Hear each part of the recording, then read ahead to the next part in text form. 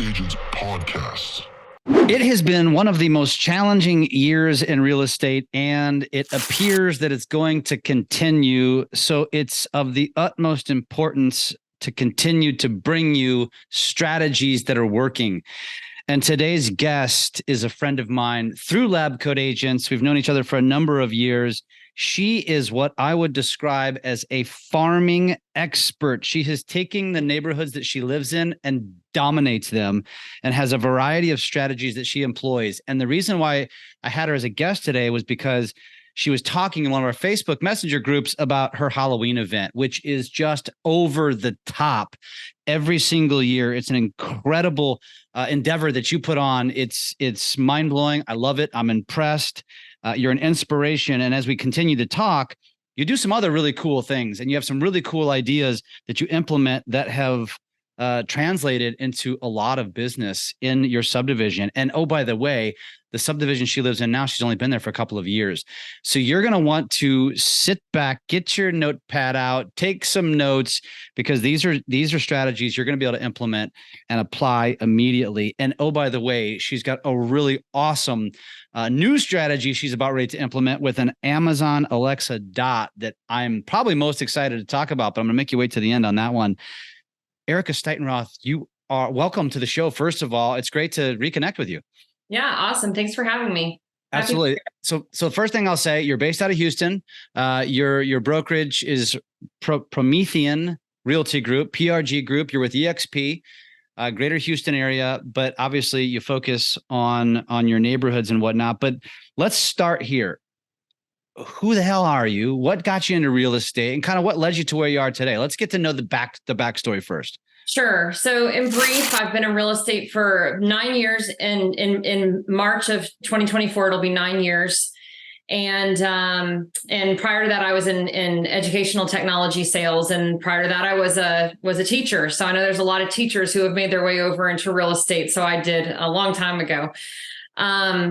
And I'm in the Northwest, specifically the Northwest side of Houston. I was in the West side. I lived in Katy for just about probably 16, 17 years. And then I've been up in Magnolia, which is a suburb on the Northwest side of Houston, for about two years now, 2.5 years. Yeah. Awesome. And so actually the first question is just because I'm curious, what made you get into real estate? Well, with technology sales, you have a commodity product where you've got a lot of competition, which drives down profit margin, and so my business partner and I were looking at needing to diversify, and basically become an audiovisual dealer. And I was traveling all over the country, going to different school districts, helping them implement, tablets, Android tablets in the classroom, one-on-one with students. And, I was tired of traveling. And my former real estate agent had said, well, you should go into real estate. Like, it made it sound like, oh, okay, maybe I'll go into real estate. I almost quit after almost my third year It took me about that long before I started really ramping up my business and having success. And now I've closed over $200 million in sales. I average anywhere between 40 to 60 transactions a year. The last 2 years have been 60, and it's myself. And then I have a buyer agent who works with me. That is incredible inspiration, because there's a lot of real estate agents that are probably listening to this that are struggling like hell, just based on the way the economy is right now and how that's affecting and impacting real estate. But secondly, agents that are probably relatively new, and hearing what you just said is reality. Like, anybody who says, I got into real estate and I crushed it my first year, I mean, that's almost like it almost doesn't even help, because that's not really reality. That's an anomaly. That's a unicorn, right? And so I'd love to hear that backstory on those first 3 years. What did that look like? If you could turn the clock back and do it all over again, what would you do different? Well, and it's kind of interesting where we are now as you ask that question, because I got my license in 2015, and it probably took me, off the top of my head, about 4 months before I got my first client. And I was consistently doing open houses. One of the biggest things with that was follow through. So my first client, he would not answer the phone when I would try to do the follow-up calls that I was trained to do. And so I decided to call him from a different phone number. And he answered, and I got that question that all new agents dread. Well, how long have you been in real estate? So I had to skirt around that answer, talking about my past experience with customer service and sales and marketing, and how I have a strong supportive team around me. And his response was, well, I guess I don't have any qualms in using a new agent. He ended up listing his house, his wife's house, because they had previously both been divorced and married. I got both of their houses and their purchase. So I got 3 transactions out of that one follow-up. And that was my first transaction in real estate. Is there anything that you would advise to a young real estate agent? And this would apply to a team lead broker who's advising young real estate agents. Like, that is a tough question. And that is something that we've all talked about. And how do you overcome it? And how do you talk your way through it? Is there anything that you would say, man, absolutely I did this and it worked really well, or I did this and I wish I hadn't said it? Like, what's your advice if somebody comes to you and says, how should I prepare for this? Yeah. Well, start developing your network, right? Know who your vendors are going to be, and have a mentor, so that when somebody asks you that dreaded question and you don't have a lot of real estate experience, you can say that you have a team of people around you. Because it's true, right? When you have a partner lender, when you have a preferred title company, when you have your inspectors who you start developing relationships with, that is your team, even though they are not on your, they're not Promethean Realty Group, but they're an extension of me, right? And then having a successful mentor. I have partners who have been in real estate for 9 years, for example, if somebody was working with me as their mentor.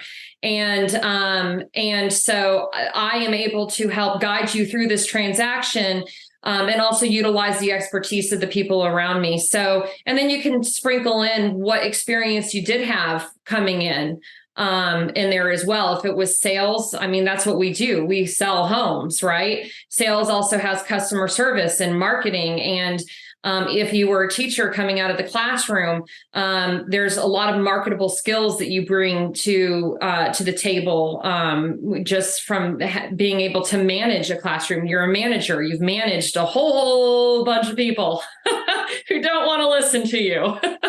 Right. Right? And so you need to figure out what your script is going to be, when don't be caught on the fly. And I was caught on the fly when I had that. And somehow I worked my way around that. Probably that experience in sales that you had, I imagine. Yeah. And then, and then again, just consistency and follow-up. Consistency and follow-up is huge. That same year I met, I hosted $1 million listing open for some other agent that had the listing. And prior to that, I went to Nothing Bundt Cakes and bought those little bundt cakes and took them around to about 30 of the neighbors' homes, letting them know I was going to be hosting an open house. There was going to be some traffic coming in and out. Thank you for their patience. And if they know anyone who's looking to buy, please tell them to stop by the open house. I met a couple there who I had bundt cakes out for those people and for the visitors of the open house. And I kept in touch with them. Took them 3 years. And then finally they came around when they told me they had renovated their house and were not going to buy anymore. The right house came along. I sent it to them anyways. They ended up selling their $700,000 house with me and buying a $1.3 million house. So that was 3 years of follow-up to get to that point. And that's super important. And the biggest thing that agents need to realize is the work that you're doing now is going to pay off in the future. And we hear that all the time. And it's hard to believe that, but it does happen. The hard thing is staying consistent, keeping in touch with people, and then just not giving up. And kind of going back a little bit with you asking these questions at the end of 2015, you go into 2016, you're going into an election year, right? So we had challenges back then of just because of, going into an election year, you always see some nervousness from people. At the end of 2016, I didn't have much of a pipeline, and I had 3 people under contract set to close by the end of the year. And all 3 of those transactions fell out. And one was due to the election. They did not like the outcome. They were worried that the world was going to end. They pulled all of their money out of the stock market, and they canceled their contract on their new construction home, losing a $10,000 deposit that I could not get back for them because there was no reason for them to cancel it. And then they took their house off of the market. I had nothing. I didn't know what I was going to do. I had to shift. I had to take my daughter. We had her in a private daycare. So we had to shift to a cheaper daycare, which sounds, oh my gosh, you had to go to a less expensive daycare. But it was a big deal for us at the time.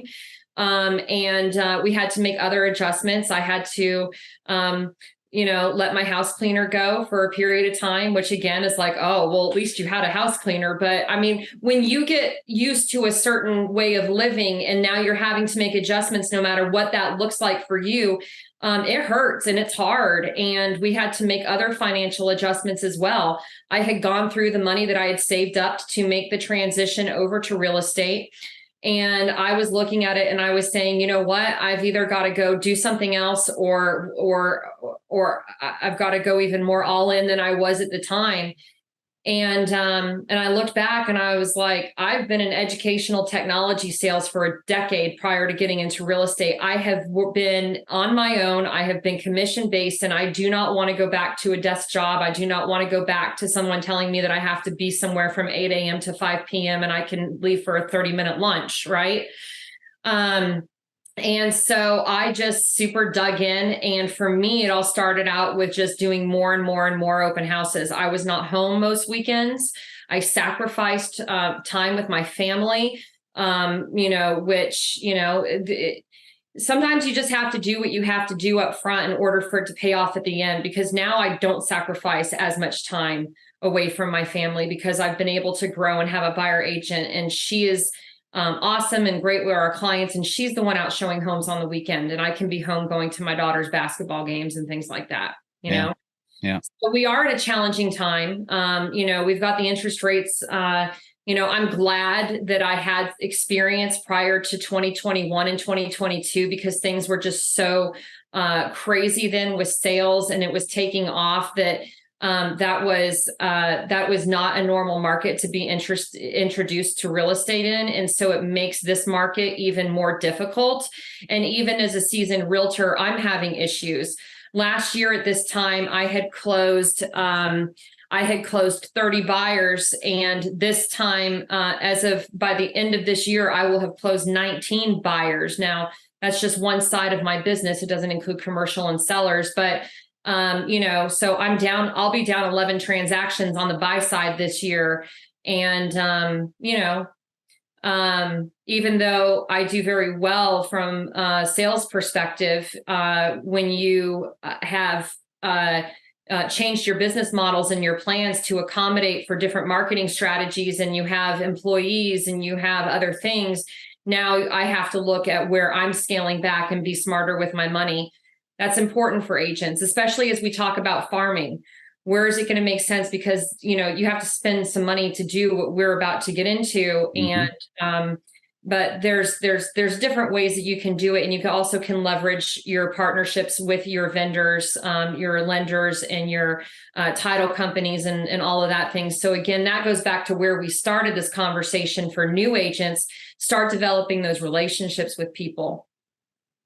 A lot to unpack, and I want to move. I do want to move forward into the farming, but the one thing I do want to point out that I thought all of that was very impactful and awesome feedback because so many agents need to hear it. But just thinking about the simplicity but effectiveness of what you did when you were working those open houses, and if agents aren't doing, if you're new to the business, that really is like 101. It's the go-to. It's something simple. A seasoned agent doesn't want to hold open houses. They'll let you hold their houses open, right?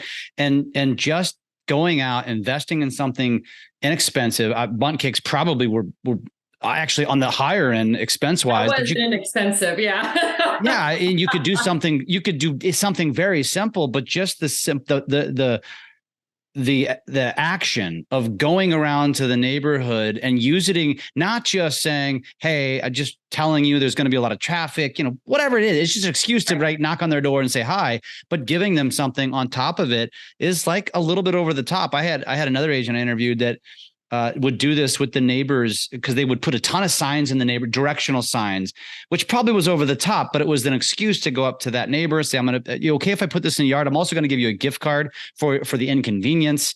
And, it was a really smart idea. And you just drove it home. It's like, make it any excuse you can to go knock on their door, give them something. Cause I bet everybody says, no big deal. Like, no, it's fine. Go ahead, do it. Right. But now you have that opportunity to create a potential relationship with them, put them into your CRM, follow up with them. And then you said it, like, we suck at follow up. And because you didn't suck at follow up, it turned into a gold mine of transactions, essentially, which is huge. Anybody listening to this right now would probably kill to get almost $2 million in transactions on 2 deals, which is what you did. Yeah, I love it. I love it. Thank you. That was more than I asked for, and I appreciate it. So let's get into the farming, because when you and I started to connect, it was partially because of the lab coat, and we're in all these groups together because you were a moderator. And I remember when you moved into this subdivision, first of all, it was just exciting. It was moving to a new home with a bunch of property on a lake and chickens and all this cool stuff.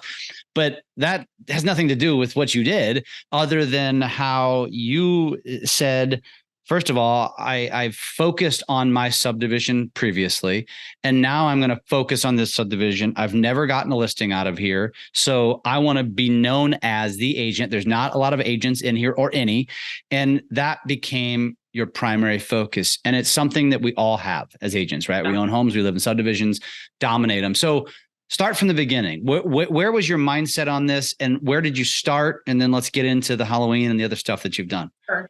Well, and this is important. I think that any agent who is in an area, and we see these posts all the time in LabCoatAgents, I'm moving somewhere else, and you have this fear of letting go of the business, potentially letting go of the business where you were, because you're moving to a brand new place. They may or may not know your name, right? And for me, it was a huge decision when my husband had said that he would move to be on a body of water around. Well, there's only a couple places around the Houston area where you can go to do that. And so one of the places that we were looking at was so far away from where most of my business has been that I didn't want to go that far, because I felt like it would take me too far out of there. But when we did find the location that we're on now, which is 30 minutes north from where we used to live, I still, it's interesting because my business has kind of followed me up here, and I've had more listings, oddly, up in this area now, where I hadn't really had a lot on the north and northwestern side of Houston. I had some, but not as many as I have in the last year or so. But I had that fear of coming up here, and honestly, it didn't impact my business at all. I had it was just a fear, right? And the reality is me making that 30-minute move has not hurt my business at all. So that's first and foremost. Get out of your head, because a lot of it's in your head, right? Mm-hmm. And then when I moved into my new subdivision, I was thinking, okay, well, what can I do to start getting business here? And so I just decided, well, I did this in my old neighborhood, so let me just start doing here what I did there, and let's see how it goes. And that's what I did. And so, as a matter of fact, with the way that I started when we were looking for my home. So when we were looking for a home, my husband wanted to be on the lake in the neighborhood. And so I went back through the MLS and saw historically, of the 77 homes on the lake in this neighborhood of 700 and some homes, there were about 3 a year that would come on the market. And the third one was on the market. It was a log cabin. We didn't want it. I was like, that's it. There's not going to be any more. And so I sent out a postcard mailer to only the houses on the lake. I got a phone call, and that's the house we bought. So a year later, so once I moved in, I sent out another postcard mailer, and it said, "Do you remember me? I wanted to be your neighbor, and now I am." And it introduced myself as the neighborhood realtor. So that was the first postcard mailer that I had once I got into the neighborhood. I had a housewarming party. One of my lender partners came out to my house. They decided they wanted to live in the neighborhood and they wanted to live on the lake. And so guess what I did? Wow. I sent out another postcard mailer. I got a phone call. She lives at the end of my street now. Awesome. What a brilliant way to get your business too. Hey, I want to move into your subdivision. So A, I can be right down the street, but B, you can be my realtor. That's smart. That's smart. And so I also started a Facebook page for our neighborhood, a page, not a group, called Indigo Lake Estates Real Estate, where I post monthly market updates on. Then I go and I share them from there into our private neighborhood Facebook groups. And so I'm posting monthly market reports. And then let me ask you something about that, because that's my jam, right? And so you were clear to state that it was a page. And I think the reason why, because I wasn't sure at first, I would have quickly said, why didn't you do a group? But a group already existed. So you created the page as a source to now share into the group, correct? So that's why you did it that way? Yeah. And also because the page is public facing as well. So it can just kind of be sitting out there, Mm-hmm. I'm not running ads for the page or anything like that. It's picked up some likes and stuff, but I post the monthly market updates on that page, and then I share it from that page we actually have two groups. So one is a private neighborhood group and the other one is for residents and non-residents. And it just so happened that in the one for residents and non-residents, I noticed that the admin for that group really wasn't doing much. So I reached out to him and he didn't want to run it anymore. So he just gave me the group. So now I have one of the neighborhood Facebook groups. Nice. Yeah, because most of the time when that started, they don't have a motive, and we do have a motive in real estate. So take it and run with it. Now, I want to stay on this for just a second, because you mentioned what you're doing, which I always tell people, like, the real estate content is spam. It's necessary, right? But like really gaining attention is bringing value, and value to a consumer is not a market update. That's really more self-serving. Yes, it is in theory, but it's not why they go to social, right? So do you do anything like community event type news content? Do you share stuff that's relevant to their life, not relevant to real estate? I have not been doing that specifically, not yet. I mean, listen, the tail wags the dog in this industry, right? I mean, there's so many things, there's so many ideas that I have that I could do. And so no, as far as that, just once a month, I pop in there and I post the market updates. And I say that I am the Indigo Lake Estates listing specialist. So I decided that recently, in conjunction with posting there, I also posted on Nextdoor, and just for our neighborhood. I was like, well, not everyone in the neighborhood is on social media, but their mailboxes, everyone will get it in the mail. So now I'm starting to send out the market reports on a postcard. And this was the one that I just sent out. I got a phone call 2 days ago from a neighbor, and I went over for the listing appointment yesterday. And when I asked him if I had anybody to thank for his referral, he said, "Well, you're the neighborhood listing specialist." He sees my reports that I post. Mm-hmm. It worked. It works. Yeah, that would be the only thing I would say, is that you already have the resource. And this, I didn't intend for us to have this conversation, but now take it one step further. And what I would do is I would just challenge your partners to participate. You have a lender in the subdivision. I'm sure you guys do business together. Be like, hey, listen, I want you to contribute, and here's what I'm asking for you.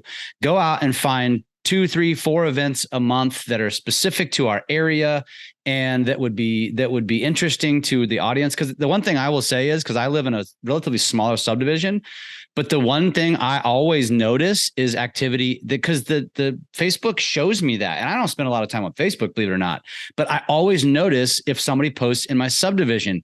And so I think it's more powerful than people give it credit.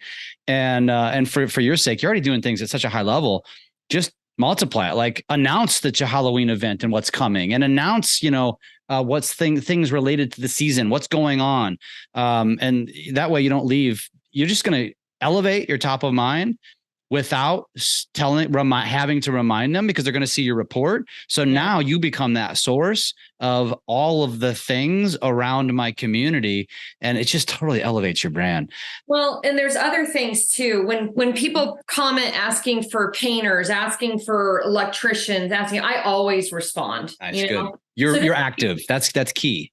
People will just say, well, Erica knows, then they'll just call you, or they'll just reach out to you directly. And so you just become a resource for them, Gold. And then one day when they decide to sell, or somebody they know decides to sell, they're going to think about your name. And that's the whole point. And then outside of those, it's how else are you getting your name out there? And that's what I do through some of the community events that I do here. And I do partner with people on the community events also. Good. I love it. And one of the things, and I want to get onto the Halloween, is one of the things you just reminded me.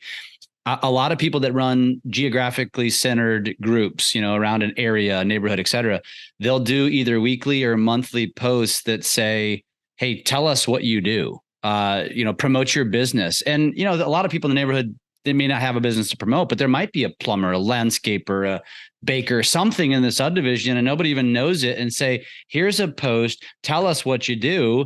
And it makes them feel good. It also is a resource now for people, because you may not have realized that the person sitting, at the front of the subdivision has some service or product that, damn, I needed that. I didn't know you were here. You know what I mean?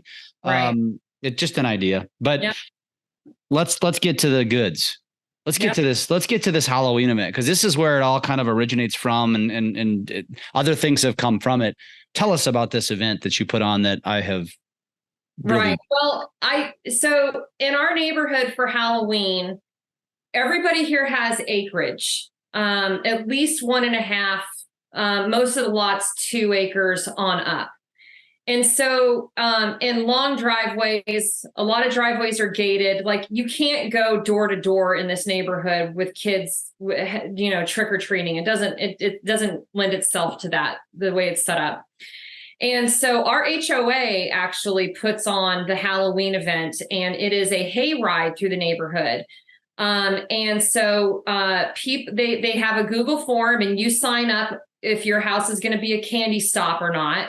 And then you can sign up on if you're going to be part of the vehicle decorating contest, or the costume contest, or the house decorating contest. So you can show up in any vehicle, your golf carts, your bicycles, which you're not going to do a bicycle, but your car, or some are pulling, the trailers, and they're all decorated. It's amazing. People were out in a fire truck this year, and somebody was on like one of those old, like, covered wagons from the Wild Wild West. Oh, wow. Going through, like, it's crazy. People go all out. It's pretty cool. So I sign my house up as a candy stop, and I don't ask for candy. So they'll take candy donations. And then if you're a candy stop, they can come by and give you candy so that you have candy for the kids or whatever. I don't take the candy. I get my own candy. And so just as a way to stand out, I like to provide something pretty cool for the kids, where they're going to be like, oh man, look what she's got. And then something for the adults also. So for the kids, I do the full size candy bars, and of course they all run to the table. Oh my gosh, they got a full size. Mom, look, they've got full size candy bars, right? Like, it's super cool. Or the parents will come up and be like, oh man, you've got a full size candy bar. Like, this is a big deal. Right. Mm-hmm. And then I do small bottles of alcohol for the parents. And then I do a koozie. So, and then I also do bottles of water because in Texas for Halloween, it's not cold like it was in Colorado where I grew up. So it's usually pretty warm here. So I do the bottles of water as well. And they love it. The adults like, oh, this is the cool stop. And, they're just, it's a lot of fun. So I also sign up to be in the decorating contest. I have not won. I'm in battle with my friend Brenda down the street. She won last year and she won this year. But I decorate my house really cool. And so because they come through on like a train of cars or whatever vehicles, right? You have to set up at the end of your driveway. And so this year, I'm going to be in the Chamber of Commerce's Christmas parade, having a float for my business. I wanted on my trailer to have a house that I decorate with Christmas lights and snow and all of the things, right? So I found someone who was willing to give me, they were giving away this playhouse, this old wooden kids playhouse, and the size was perfect and everything. And I was looking at it, I'm like, I can use this at the end of my driveway to set up for Halloween this year. So I took the fake spider webs and put it all over there and put purple Halloween lights on it and made it look scary. And then I bought a 5-foot plastic post for your yard sign, and I hung my for sale sign for it, like I've got my house for sale, and I put it next to that house. So I did it as a little, haunted setup. And then years ago, I had different riders that were made for Christmas and for Halloween and stuff, just, funny riders. So my rider on there said, "The neighbors aren't witches," meaning like the neighbors aren't bitches. You know what I mean? Well played. Well played. And, just fun stuff. So then I had my table down there. I play really loud, scary music. And just make it a lot of fun. So, when I posted about that particular thing in LabCoatAgents, well, first of all, you always see the debates on, do you give out your business card on Halloween with candy and stuff like that? And everybody's got their own opinions, and that's fine. But listen, here's my opinion on it. Halloween is the only time of year where every single person comes to my door. Yeah. I'm not going and knocking on theirs. Yeah. They're coming to my door. And so instead of doing the business card, I do the koozie, because on the back of the koozie has my name and everything, and my website and my phone number on there. And I don't have the expectation that somebody's going to call me to list their house because they got a Halloween koozie or a full-size candy bar or a little bottle of alcohol. For me, they're remembering my name, right? It's just another avenue. So you have to, in my opinion, take multiple approaches to hitting them different times. Mm-hmm. And so that's a fun way for my name to be in front of them and for them to remember me and see the fun side of me. And they know that I have kids and, I support the community and I do fun things for the community and I make it fun. Yeah. You had some pretty clever sayings on the koozies too. Do you remember what those were? Yeah, on my koozies, it says whether creepy or kooky or altogether ooky, I'll sell it anyway. Mysterious and spooky or altogether ooky, I'll sell it anyway. Mm-hmm. And then I have a haunted house on there, and I made a little sign, and it says "For Sale by Erica." And then I have like 3 little monsters. I love it. I love it. You could also do is to get creative on not doing the business cards is you could also get water bottle wraps and wrap the water bottles. Right. There's so many ways you can go with it, but you brought up the greatest point. The point is everybody's coming to you, and it's the little things like invest a little extra money in full-size candy bars because that's the wow factor. I was just thinking about that because I go to one of my partner's houses and they are a thoroughfare of people going by. And this year they did s'mores, but it was kind of a mess. And I was just thinking to myself, like, as a parent, you give me a beer or you give me a bottle of liquor, I remember. And I remember, you know what I mean? And there's so many different ways you can market yourself as a result of that. Yeah, sure. They're going to toss it. They're going to drink it and toss it, but they're going to remember. And like you said, and then you tack on the wow factor of the full-size candy bar. That's gold. That's so brilliant. Well, and then I carry it over too. So for example, when we do the Christmas parade here in town, which is a big deal, it's going to be in like about 3 weeks or so.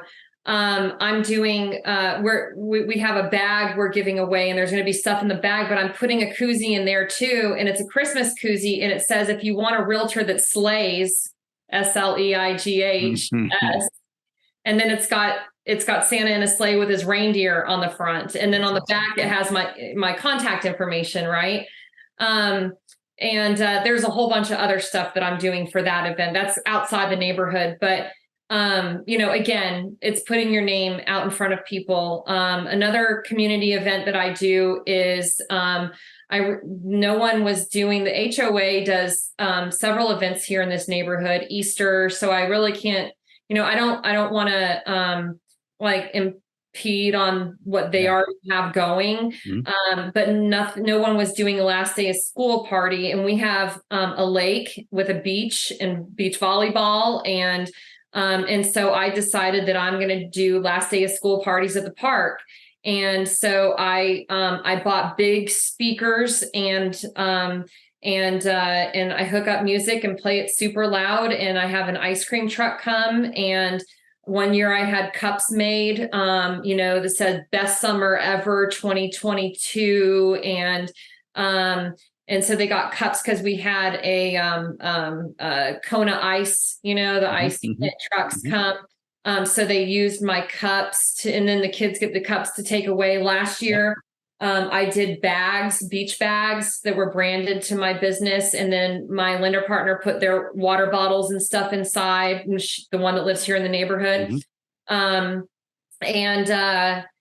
We don't have to do much for that because they've got the lake and they've got the volleyball. There's stuff there for them to do, right? I'm not having to entertain them in that event, really. You're just giving them an extra excuse to go, like the food truck kind of stuff. Yeah. Well, and then it gives me the marketing opportunity to be able to post the different social media sites that we're doing this event, and it's sponsored by your neighborhood realtor and that too. You know what I'm hearing that I want to drive home to everyone listening to this is that Erica has figured out how to creatively gain more attention. And it's going to be one of my taboo things and kind of taglines going into this next year. And it's because of all of the way that the world is evolving, but attention is your number one asset. How you do it is up to you. This is why I love interviewing people like Erica, because you're doing it differently and you're doing it in creative ways, but it's all about attention. And if you really want to survive as a real estate agent, the agent that dominates and owns the attention is the agent that's going to drive more business and create more opportunities, period. And that's why I'm an advocate of social and video and all the things, but this is a great example of that. It's not just about that.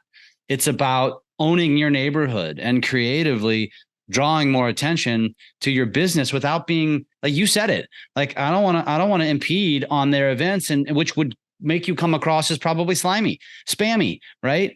And you're doing it in a fun way where you're bringing value to the neighborhood. It's so damn brilliant. Now, you also mentioned something about the wrapping paper too. Did you mention that one? Yeah. In my old neighborhood, it was more conducive. I could go door to door. I can't go door to door here. But in my old neighborhood, one year for Christmas, I went to the dollar store and bought 500 rolls of wrapping paper and did a pop-by tag that was wrapped, put on each roll. And we left a roll of wrapping paper at every doorstep in the neighborhood. So I've done other things like that. Now I still farm my old neighborhood in regards to mailers. I do consistently still do mailers out there.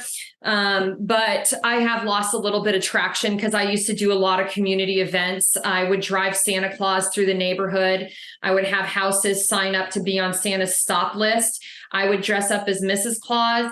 I had somebody who would volunteer to dress up as Santa Claus. We would drive through the neighborhood, blasting music. They would sign up their house to be a Santa stop, and we would go and I'd have Santa Claus give out stuffed animals to each kid that I got from the dollar store, and candy canes. And like my daughters still have their stuffed animals that I've had Santa Claus give to them from doing that. And I know other kids do too. So that was another event. I'd love to do that event here. I haven't been home for the last couple of Christmases to do anything like that. But just to kind of give you an idea. So when I moved here in June of 2021. I really didn't start my first mailer probably until about September or October of 2021. And in 2022, I went from having no sales here in the neighborhood to in 2022, there were 20 homes sold in this neighborhood and 25% of those listings were mine. And I beat out the resident agent in the neighborhood that year as far as buys and sales were concerned. The average price point in my neighborhood is $786,000. And the average of my sales for my listings was $766,000. So my total commission going from no sales in the neighborhood to the sales that I had in 2022 was $90,700. I spent $4,034 in marketing in 2022 for a return on investment of 2,148%. Think about that. Think about that, teachers. It's not so bad, is it? That's nuts. Okay, that was 22. What about 23? What's that looking like? So for 2023 right now, I have had I didn't have these numbers written out. So of course you're asking. That's okay. That's okay. Just an estimate's good because the year's not over with. My total listing volume in this neighborhood this year has been about 1.5 million, I would guess off the top of my head. I'm about to list another house that'll be at a $650,000 price range. And again, he called me because, he specifically said, well, you say you're the Indigo Lake Estates listing specialist. That is what I say. That works, huh? That's crazy. Awesome. That's so incredible. And I mean, all of this is such great inspiration, such great ideas. So many people can take from this. And you have another one. And I know we're running short on time, but I want you to talk about this because you knew this was gonna hit my hot buttons. And you were talking about what you're doing with your Amazon Alexa Dot, which, again, you and I talked about this off air, and I was like, this was like picking up speed pre-COVID, and then it just fell off the face of the earth. And now here you are bringing it back. Explain what you're doing here, because this is next level, and agents pay attention to this and emulate this. This is gold. So it's really not that difficult. You create an Amazon developer account. It's free. And you can go into Amazon Blueprint, I believe it's called. I was going to see if I have my document pulled up. I think it's called Amazon Blueprint. And you can create your own Alexa skills. And so you can program your Alexa dots through your Alexa app and designate them by a room, so I can say this is for the kitchen. And then I go into the listing and I set it up on their Wi-Fi, but the dot is attached to my Amazon account, right? So that's how the skill is attached to that. And no matter if I have it in your house or another house or whatever, right? And so I program it and I put prompts, I print out prompts and then put them in picture frames. And then I put them strategically throughout the house where I have a prompt that I want them to know more about something about the house in particular. So when they enter on the console table in the entryway, it'll be a prompt that says, ask Alexa the following. Alexa, tell me about this home. And then Alexa comes on and says, 28003 Nickel Sawmill Road is da-da-da-da-da-da-da. And it will say whatever you typed in there, right? Yeah. And so it's pretty amazing. And it's great for being able to point out hidden features of a home. And sometimes owners may want you to be present for showings specifically because they want the buyers to know more detailed information about the house that they might not read in the MLS or whatever. And, let's face it, it's just not always practical that you can show up for every single showing appointment and accompany somebody else, because you're dealing with, at that point, 4 different schedules, right? Yours, the buyer agent, the buyer, and your seller. And so it doesn't always align. So I told my client, I was like, well, I'm going to be honest with you. I'm not going to commit to you that I'm going to be able to show up here to every showing. I said, but I can program Alexa dots and put them throughout your house and write prompts so that they can ask Alexa, and Alexa will tell them that this wall can be opened up and an additional 1,300 square feet on the other side built out. And, and so forth, or whatever it is that they want them to have. So it's really not a difficult process to write the prompts. But you have to know your way around technology a little bit, but I mean, I just typed it into Google, and I had never heard of this. And I mean, I knew about what you're talking about, but the Amazon skill blueprints, and it actually seems easier, than I think you're giving it credit.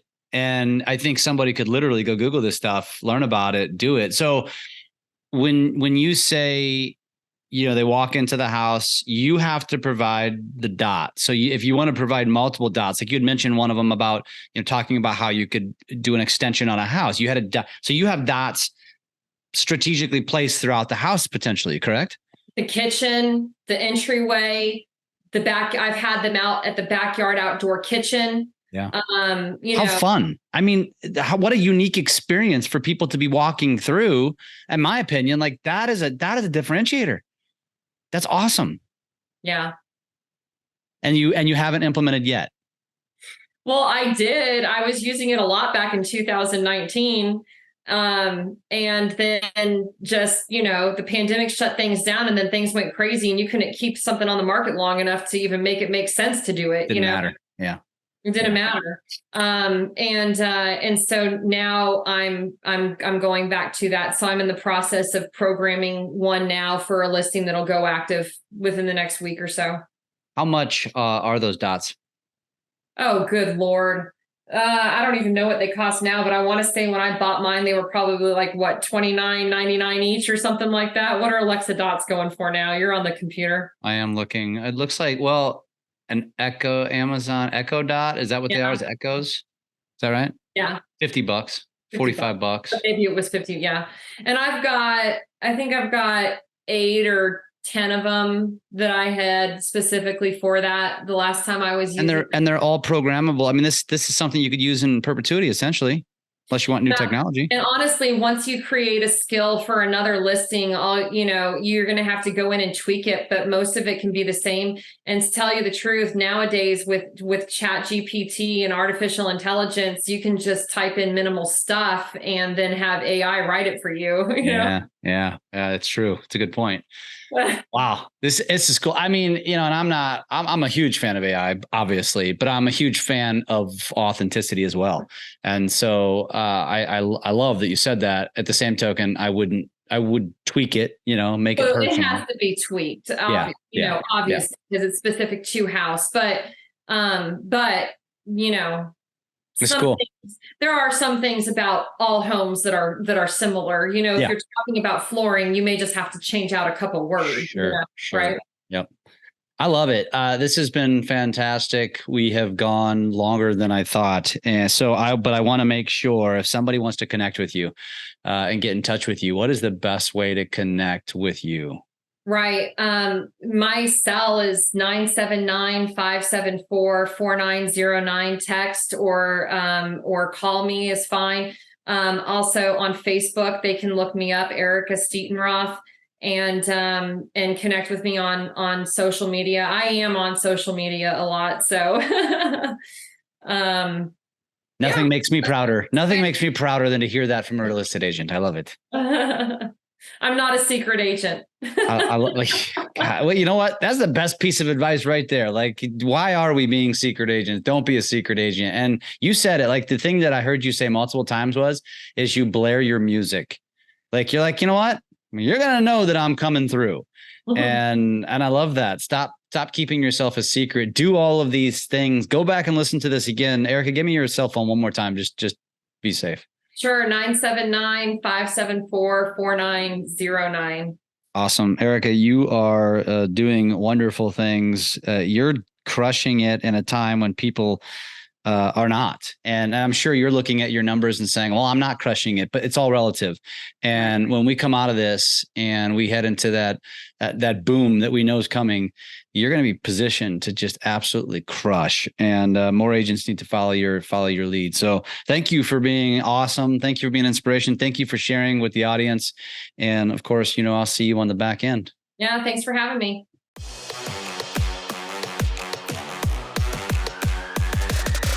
LabCoatAgents podcast.